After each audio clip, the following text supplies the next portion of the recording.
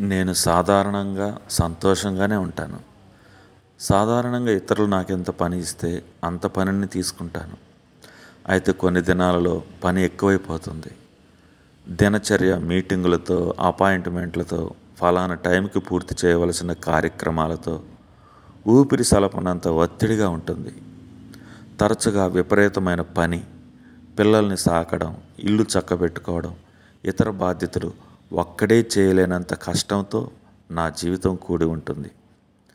ఇది నాకు దాపురించినప్పుడు నీకు కూడా ఎదురు కావచ్చు.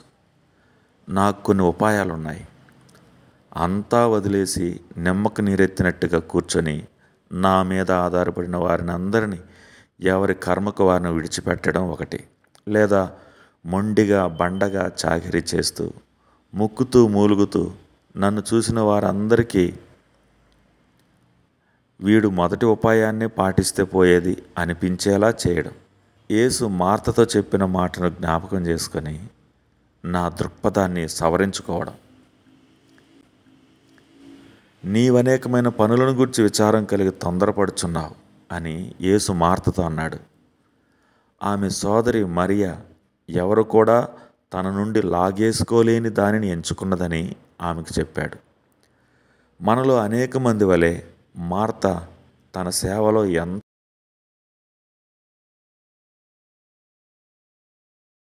నిమగ్నమైపోయిందంటే అన్నిటికన్నా అతి ప్రాముఖ్యమైన దానిని, అంటే ప్రభువుతో సహవాసాన్ని విస్మరించింది. నీవు పనిలో ఉక్కిరిబిక్కిరైపోతున్నావా? నీ ప్రాధాన్యాలను విస్మరించుకో. ప్రభువుతో సమయం గడుపు. ఆయన నీ భారాన్ని తొలగించి సరైన దృక్పథాన్ని అలవరుస్తాడు. బ్రతుకు సమతూకంగా ఉండాలంటే ప్రభువుపై ఆనుకో. Praise the lord.